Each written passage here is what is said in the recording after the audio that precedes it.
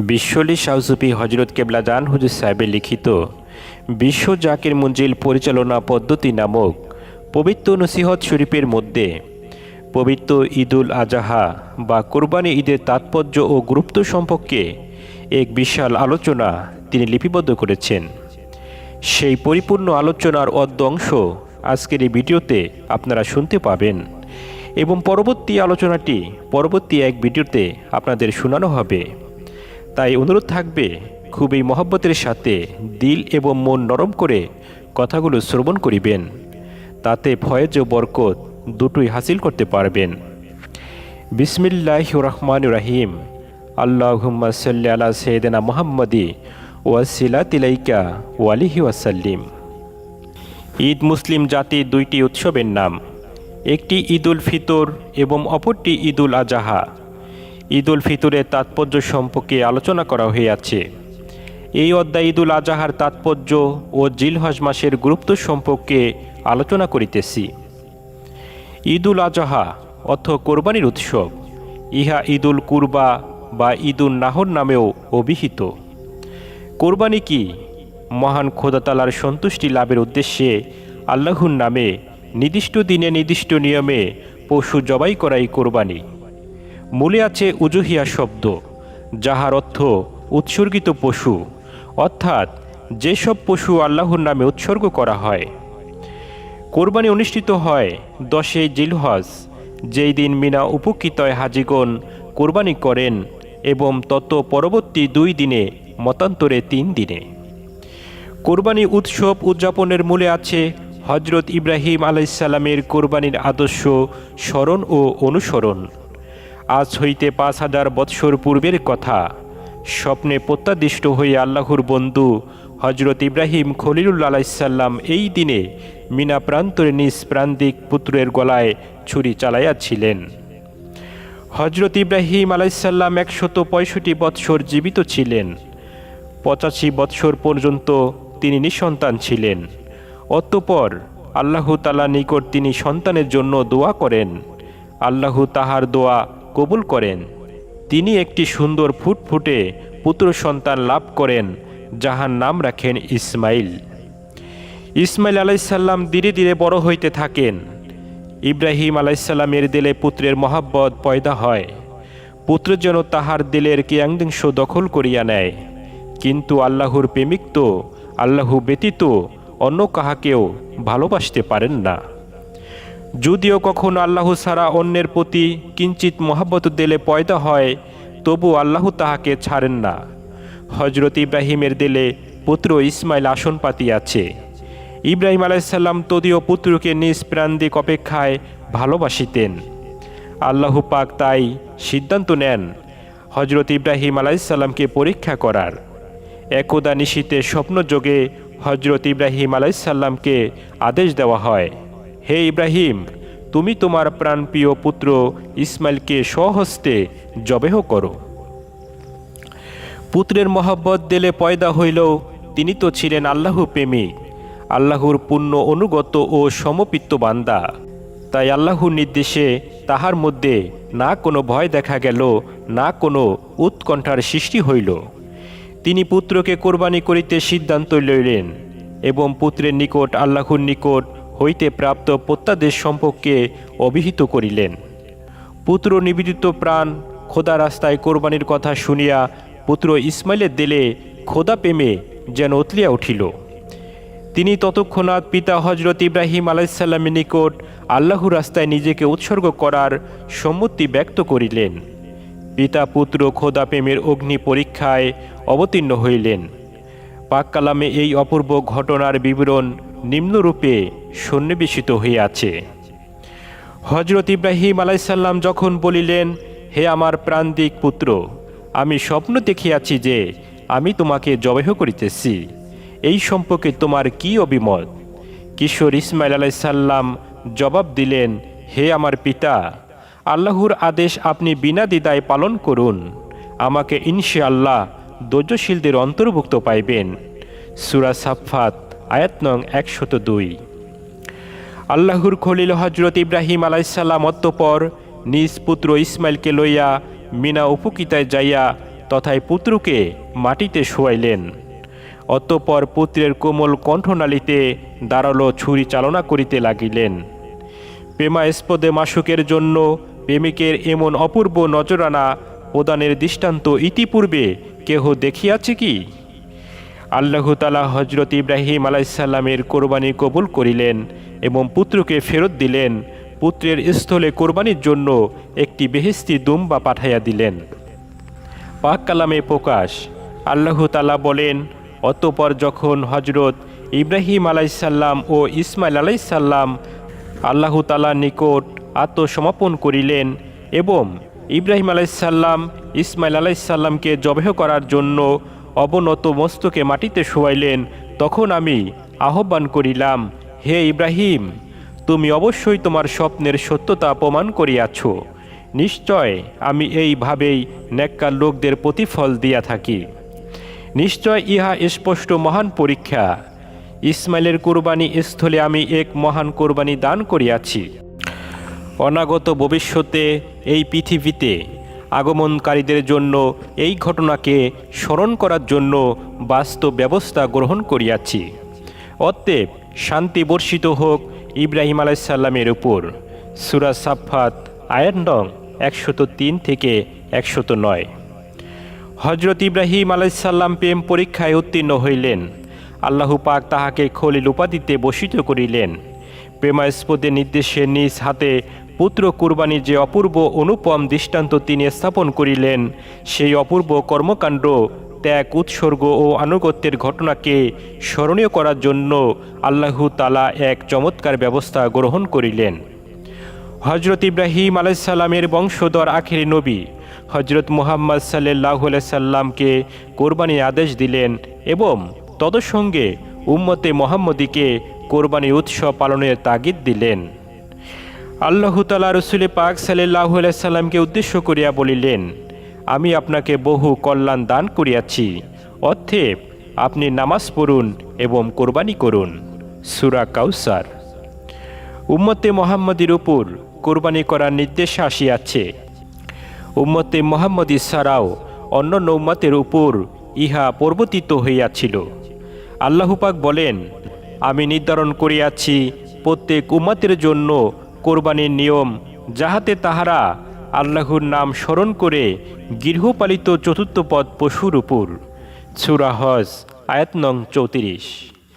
পাক কালামে আল্লাহ তাআলা আরও বলেন, এবং তুমি ঘোষণা করিয়া দাও, হে ইব্রাহিম, মানুষের মধ্যে হজের তাহারা আসিবে তোমার নিকট পায়ে হাঁটিয়া এবং উটে চড়িয়া, যাহারা আসিবে দূর দূরান্ত হইতে, যাহাতে তাহারা সামিল হয় তাহাদের লাভের ব্যাপারসমূহে এবং স্মরণ করে আল্লাহর নামে গৃহপালিত চতুর্থপদ পশুর উপরে, অর্থাৎ কোরবানি করে উহাদিকে, যাহা তাহাদিকে আল্লাহ তাআলা দান করিতেছেন কতক নির্দিষ্ট দিনে। অতঃপর হে আজিগণ, তোমরা নিজেরা খাও ইহা হইতে এবং অভাবীকেও খাওয়াও। সূরা হজ আয়াত নং 27 এবং 28। কুরবানি করার প্রয়োজনীয়তা সম্পর্কে দয়াল নবী সাল্লাল্লাহু আলাইহি সাল্লাম বলেন, হে লোক সকল, জানিয়া রাখো, প্রত্যেক পরিবারের পক্ষে প্রত্যেক বৎসরই কোরবানি করা আবশ্যক। আবু দাউদ। কোরবানি মিল্লাতে ইব্রাহিম প্রতি বৎসর জিলহজ মাসে নির্ধারিত দিনে পশু কোরবানি দেওয়া প্রত্যেক সক্ষম ব্যক্তির জন্য ওয়াজেব, মতান্তরে সুন্নতে মুআক্কাদা। পশু কোরবানি দেওয়া কোরবানির জাগতিক নিদর্শন। কোরবানির একটি অন্তর্নিহিত তাৎপর্য আছে। হজরত ইব্রাহিম আলাইসাল্লাম এর কোরবানিতে মূল এবং প্রতিবিম্ব উভয় ছিল। কোরবানির অন্তর্নিহিত উদ্দেশ্য মূল। কোরবানির অন্তর্নিহিত উদ্দেশ্য মূল এবং পশুর গলায় ছুরি চালনা, যাহা কোরবানির অন্তর্নিহিত তাৎপর্যের জেল বা ছায়া। পূর্বেই বলা হয়েছে, ইব্রাহিম আলাইসাল্লামের দিলে পুত্রের প্রতি অনুরাগ ছিল, আসক্তি ছিল। এই পুত্র প্রেম বা পুত্র সিংহ গায়ের আল্লাহর অন্তর্ভুক্ত। প্রেমের ময়দানে গায়ের আল্লাহর কোনো স্থান নাই। আল্লাহ ব্যতীত অপরাপুর সব কিছুর মহব্বত দিল হইতে জারিয়া ফেলিতে হয়, নতুবা আল্লাহ প্রেম দিলে পয়দা হয় না। ইসলামের হকিকতের সুবাসও পাওয়া যায় না। হজরত ইব্রাহিম আলাইসাল্লাম পুত্রের গলায় ছুরি চালাইলেন, যাহার অন্তর্নিহিত অর্থই ছিল এই যে তদীয় দেলে যে পুত্রের ভাষা বাদিয়াছিল তিনি তাহা জারিয়া ফেলিলেন, গায়ের আল্লাহর মহব্বত পরিত্যাগ করিলেন। হজরত ইব্রাহিম আলাইসাল্লাম আল্লাহর নিকট পূর্ণ আত্মসমর্পণকারী ব্যক্তি ছিলেন। পাক কালামে প্রকাশ, যখন তাহার প্রতিপালক বলিলেন, হে ইব্রাহিম, আত্মসমর্পণ করো, তিনি উত্তর করিলেন, বিশ্ব প্রতিপালকের সামনে আমি নিজেকে সমর্পণ করিলাম। সূরা বাকারা আয়াত নং 131। যিনি নিজেকে সমর্পণ করিয়াছেন তাহা নিজস্ব বলিয়া তো কিছুই থাকার কথা নয়। তাহার কামনা বাসনা, ইচ্ছা আকাঙ্ক্ষা, তাহার প্রেম ভালোবাসা, তাহার জীবন মরণ সবই তো আল্লাহর। হজরত ইব্রাহিম আলাইসাল্লাম তাহার ত্যাগ ও উৎসর্গের মাধ্যমে তদীয় আনুগত্য ও আত্মসমর্পণের এই পূর্ণ পরিচয় দিলেন। আদিষ্ট হইয়া মাত্রই পুত্রের কণ্ঠনালীতে ছুরি চালনা করিলেন। এই আনুগত্য ও আত্মসমর্পণেই ইসলাম, যাহার পূর্ণ বিকাশ ছিল হজরত ইব্রাহিম আলাইসাল্লাম ও হজরত ইসমাইল আলাইসাল্লামের জীবনে। এখানে ইসলাম শব্দের ব্যাখ্যা প্রয়োজন। ইসলাম মূল সালাম ধাতু হইতে উৎপন্ন। ইহার ব্যুৎপত্তিগত অর্থ শান্তি, বিরোধ পরিহার বা আপোষ এবং পূর্ণ আত্মসমর্পণ। একটি অর্থের সাথে আরেকটি অর্থের গভীর সম্পর্ক বর্তমান। এই সম্পর্কে বোঝার জন্য কিছুটা আলোচনার প্রয়োজন। আমাদের এই দেহে 4টি জড় পদার্থ আগুন, পানি, মাটি ও বাতাসের সমন্বয়ে গঠিত। উল্লেখিত চতুর্বিধ জড় উপাদানে তৈরি মানবদেহের আরও এক সত্তার আবির্ভাব ঘটিয়াছে, যাহার নাম নাফসে আম্মারা। জড় উপাদানে তৈরি বিদায় নাফসে আম্মারা যাবতীয় জ্বর বা অন্ধকার বৈশিষ্ট্যে ভরপুর।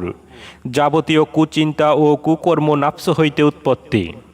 নাফসের জাত স্বভাব আল্লাহর সাথে বিরোধ করা, ঝগড়া করা এবং আল্লাহর আদেশ নিষেধ পালনে তোয়াক্কা না করা। যতক্ষণ পর্যন্ত আল্লাহর সাথে নাফসের উল্লেখিত বিরোধ বিরাজমান থাকিবে, ততক্ষণ পর্যন্ত সত্য ইসলামের তথা শান্তির ঠিকানা পাওয়া সম্ভব নয়। তরিকতের বিধান মতো তথা ওলিয়ে কামেলগণের প্রশিক্ষণে মতো সাধনা করিলে ধীরে ধীরে নাফসের আল্লাহর বিরোধী স্বভাব বা অন্ধকার দোষসমূহ দূর হয়। নাফসে ইতমিনান আসে, সে নিজে ভুল বুঝিতে পারে, সে খোদার উপর সন্তুষ্টি হয়, খোদা তালাও তাহার উপর সন্তুষ্টিত হয়। ফলে ইসলাম অর্থ বিরোধ পরিহার বা আপোষ, এই আপোষের নিগুড় তাৎপর্য সে বুঝিতে পারে। খোদার সাথে নাফসের আপোষ হয়। নাফস তাহার যাবতীয় কুদোষসমূহ দূর করিয়া নিজ ইচ্ছাকে আল্লাহর ইচ্ছায় বিলীন করে। সে নিজেকে পূর্ণভাবে খোদার হস্তে ন্যস্ত করে। ইহাই পূর্ণ আত্মসমর্পণ। প্রথমে বিরোধ নিষ্পত্তি, তৎপর আত্মসমর্পণ এবং খোদার পূর্ণ আনুগত্য। এই অবস্থাতে খোদা তাআলা ওই সাধকের উপর খুশি হন এবং তাহার উপর অবিরাম প্রেমের নূর বর্ষণ করিতে থাকেন। ফলে সে ব্যক্তি খোদার প্রেমে এমনই বিভোর হন যে দুনিয়ার কোনো দিকেই তাহার লক্ষ্য থাকে না, কোনো কিছুই প্রতি মহব্বত থাকে না। সে খোদার শান্তিময় প্রেম সমুদ্রে অবিরাম সাঁতার কাটিতে থাকে। ইসলাম অর্থ শান্তি। ইহার মর্মার্থ উল্লিখিত স্তরে প্রেমিকেই সাধকেরাই উপলব্ধি করিতে পারেন। ইসলামের হকিকত ওই স্তরে নিহিত। হজরত ইব্রাহিম আলাইসাল্লাম নাফস জন্মগত পবিত্র ছিল। তদীয় নফসের সাথে আল্লাহর কোনো বিরোধ ছিল না, তাই তিনি ছিলেন আনুগত্য ও আত্মসমর্পণের গুণে গুণী। সেই আনুগত্য ও আত্মসমর্পণের এক নজিরবিহীন দৃষ্টান্ত স্থাপন করিলেন নিজ প্রান্তিক পুত্র ইসমাইলকে কোরবানি করিয়া। এই আনুগত্যই কোরবানি তথা ইসলামের অন্তর্নিহিত তাৎপর্য। আল্লাহ পাক তাই হজরত ইসমাইল আলাইসাল্লামকে উত্তম আদর্শ হিসাবে উল্লেখ করিয়াছেন। পাক কালামে আল্লাহ তাআলা উস্তাহতুন হাসনা অর্থাৎ উত্তম আদর্শ শব্দটি 3 জায়গায় ব্যবহার করিয়াছেন। প্রথমে সূরা আযহাবে মহানবী সাল্লাল্লাহু আলাইহি সাল্লাম সম্পর্কে আল্লাহ তাআলা বলেন, নিশ্চয় তোমাদের জন্য আল্লাহ রসুলের জীবনে আছে অতি উৎকৃষ্ট নমুনা সেই ব্যক্তির জন্য যে আল্লাহ তাআলার সাক্ষাতের এবং শেষ বিচারের দিনে আশা রাখে এবং আল্লাহ তাআলাকে অত্যন্ত বেশি স্মরণ করে এবং দ্বিতীয়ত দুইবার এই শব্দটি ব্যবহৃত হয় হজরত ইব্রাহিম আলাইসাল্লামের সম্পর্কে। এবং সূরা মুমতাহিনায় হজরত ইব্রাহিম আলাইসাল্লাম সম্পর্কে আল্লাহ তাআলা বলেন, হজরত ইব্রাহিম আলাইসাল্লাম তাহার সাথীদের জীবনে তোমাদের জন্য অবশ্যই এক সুন্দর আদর্শ রহিয়াছে। আয়াত নং 4 ও 6। হজরত ইব্রাহিম আলাইসাল্লামের জীবনে যে আদর্শের কথা আল্লাহ পাক উল্লেখ করিয়াছেন তাহা হইল আল্লাহর সমীপে পূর্ণ আত্মসমর্পণ ও পরিপূর্ণ আনুগত্য, যাহা হাকিকি ইসলামের বৈশিষ্ট্য। কিন্তু হজরত ইব্রাহিম আলাইসাল্লামের আদর্শের অনুসরণের গুণ বা যোগ্যতা অর্জন করা তো সহজ কথা নয়। সেই জন্য প্রয়োজন মানুষের ভিতরের পশু বা খায়েশাতে নফসকে কোরবানি করা, অর্থাৎ গায়ের আল্লাহর মহব্বত দেল হইতে দূর করা তথা কামনা বাসনা পরিত্যাগ করা। ইহাই কোরবানির হাকিকত। আর এই হাকিকতেই জেল বা প্রতিবিম্ব হইল গরু, ছাগল, বেড়া বা উট তথা জাগতিক পশু কোরবানি। পাক কালামে প্রকাশ, কোরবানির গোশত আল্লাহর কাছে পৌঁছায় না, ইহার গোশতও না, বরং তাহার কাছে পৌঁছায় কেবলমাত্র আমাদের তাকওয়া। হজরত আল্লামা শিবলি নোমানী রহমাতুল্লাহ আলাই সাহেব তদীয় সিরাতুন নবীতে বলেন, হজরত ইব্রাহিম আলাইসাল্লামের কোরবানি শুধুমাত্র রক্ত এবং গোশতের কোরবানি ছিল না, বরং তাহা ছিল স্বীয় প্রিয়তম পুত্র বস্তু আল্লাহর সামনে উৎসর্গ করা এবং রুহু ও অন্তর উৎসর্গ করা। ইহা ছিল একমাত্র আল্লাহ ছাড়া অন্য সব কিছুর মহব্বতকে আল্লাহর রাস্তায় উৎসর্গ করা। ইহাই ছিল আল্লাহর আনুগত্য ও উবুদিয়াত। ইহা ছিল উৎসর্গ ও সন্তুষ্টির, ধৈর্য ও শুকর গজরিয়ার পরীক্ষা, যাহা পরিপূর্ণ করা ছাড়া দুনিয়ার কোন নেতৃত্ব এবং আখিরাতের পুণ্যময় শুভফল লাভ করা যায় না। এই কোরবানি শুধু কেবল একমাত্র প্রান্তিক পুত্রের রক্তে পৃথিবীকে রঞ্জিত করা ছিল না, বরং আল্লাহর সামনে নিজের যাবতীয় কামনা বাসনা, আশা আকাঙ্ক্ষা, চিত্র তাড়না ও উদর্গ চাহিদার কোরবানি এবং আল্লাহর নির্দেশের সামনে নিজের সকল প্রকার ইচ্ছা ও মর্জিকে বিলীন করিয়া দেওয়া। বাহিক পশু কোরবানি সেই অভ্যন্তরীণ রূপরেখার জাগতিক ছায়া। যখন জাগতিক পশু কোরবানির সাথে বাতিনি কোরবানি তথা খাইশিতে নফসের কোরবানি একত্রিত হয়, তখনই হাকিকি ইসলামের সন্ধান পাওয়া যায়, তখনই শান্তির প্রকৃত ঠিকানা উদ্ঘাটন করা যায়, নিজেকে সমর্পণের যোগ্যতাও পয়দা হয়। কোরবানির অন্তর্নিহিত তাৎপর্য এখানেই। হজরত ইব্রাহিম আলাইসাল্লামের অপূর্ব ও অনুপম কোরবানির সমুদায় ঘটনা ঘটিয়াছিল জিলহজ মাসের প্রথম দশকে। তাই জিলহজের প্রথম 10 দিনের ইবাদতের ফজিলত অনেক বেশি। রসুল পাক সাল্লাল্লাহু আলাইহি সাল্লাম বলেন, রমজান মাস সকল মাসের সর্দার এবং জিলহজ মাস অন্যান্য মাসের তুলনায় অধিক সম্মানিত। রসুল পাক সাল্লাল্লাহু আলাইহি সাল্লাম আরও বলেন, জিলহজ মাসের 10 দিনের ইবাদত বন্দিগিতে আল্লাহ পাক যত পুণ্য দান করেন তদ্রূপ আর কোনো ইবাদতের করেন না। এই 10 দিনের একদিন রোজা রাখিলে সারা বৎসর রোজা রাখার সমান পুণ্য অর্জিত হয়, আর এক রাত জাগিয়া ইবাদত করিলে সারা বৎসরের রাতসমূহের ইবাদতের পুণ্য হাসিল হয়। হজরত আয়েশা সিদ্দিকা রাদিয়াল্লাহু তাআলা আনহা কর্তৃক বর্ণিত আছে, এক যুবকের অভ্যাস ছিল জিলহজ মাসের চাঁদ দেখা গেলেই সে রোজা রাখা শুরু করিত। রসুল পাক সাল্লাল্লাহু আলাইহি সাল্লামের যুবকের এই ঘটনা জানিতে পারিয়া একদা ডাকিয়া জিজ্ঞাসা করিলেন, হে যুবক, এই দিনগুলোতে তোমার রোজা রাখার কারণ কি? সে আরজ করিল, ইয়া রাসূলুল্লাহ, আমার পিতা মাতা আপনার উপর কোরবানি হোক। এই দিনগুলো পবিত্র হজের প্রতীক এবং হজ আদায়ের মোবারক সময় হজ আদায় করিগণের সাথে আমিও নেক আমলে শরিক হই, এই আশায় যে তাহাদের সাথে আমার দোয়া আল্লাহ তাআলা কবুল করিয়া নেবেন। অতঃপর রাসূল করিম সাল্লাল্লাহু আলাইহি সাল্লাম ইরশাদ করিলেন, তোমার একটি রোজার বিনিময়ে 100 গোলাম আজাদ করার, 100 উট আল্লাহর রাস্তায় দান করার এবং জিহাদের সাজ সামানে ভরপুর 100 ঘোড়া দেওয়ার সওয়াব রহিয়াছে। তন্মধ্য 8 জিলহজ ইয়ামত তারবিয়া এর রোজার বিনিময়ে 1000 গোলাম আজাদ করার, 1000 উট দান করার এবং সাজ সমানসহ জিহাদের জন্য 1000 ঘোড়া দান করার সমতুল্য সওয়াব রহিয়াছে। আবার 9 জিলহজ ইয়ামুল আরাফা এর রোজার বিনিময়ে 2000 গোলাম আজাদ করা, 2000 উট দান করা ও জেহাদের সাজ সমানসহ 2000 গোড়া দান করার সওয়াব রহিয়াছে আছে।